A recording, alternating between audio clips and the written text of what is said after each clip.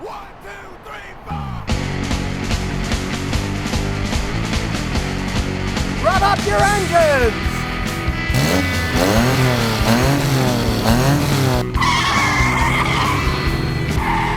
It's time for the Scotty Kilmer channel. If your car is a Rattling water pump, then stay tuned. Because today I'm going to show you how to replace a Rattling water pump on your car. The water pump in this Honda's in here, driven by the timing belt, and it's rattling like mad.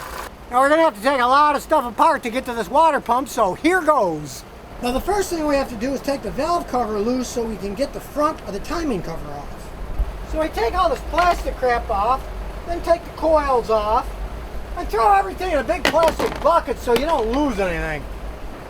And realize you only have to get it high enough so this front cover will slide under. You don't have to take the whole thing off. Because once you move these little bolts, then you can just pry this off and get the cover off. And with a bit of wiggling, you get it off. Then loosen the bolts and remove all the fan belts to get them out of the way.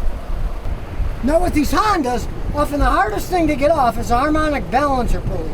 This bolt here can be on super tight. Now there is a special tool that fits in this hex here, and the tool goes in the hex, and then you put a socket and a puller on here and get it loose. I tried that and it wouldn't even work. So in this case, I had to get my oxygen acetylene torch out, heat that bolt red hot, then it came off. So if you have to do that, sometimes that's the only way. Then after removing all the fan belts, you just pull the pulley off, and off it comes. Then you go to the top and unbolt the motor mount top so you can have room to get the belt around it. Then you remove the bolts on the bottom of the cover and take the bottom cover off. And there's the timing belt assembly. And there's the water pump up here that we're going to take off. Now here's where the engineer should be shot.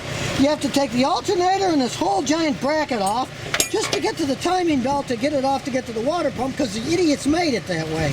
So I put a curse upon the Japanese engineers who designed this thing. Now once you loosen the bolt on the tensioner here, the belt just comes right off. And then we just take all the bolts off the water pump to remove it. Then have a drain pan to catch all the fluid that leaks out, and give the pump a little whack, and off it comes. The old broken dirty one, here's a brand new shiny one. And bolt it on nice and snug. And you might as well put a new timing belt on as long as we've done all this work. Then you slip the belt starting on the bottom and slipping it on the top. Then you tighten the idler pulley up tight here. It's spring loaded and it tightens the belt up. And put all the rest back on, the covers, the harmonic balancer, fan belt, alternator, all that crap we had to take off. Motor mount back on, covers on snug. Then bolt the alternator back on and the power steering pump.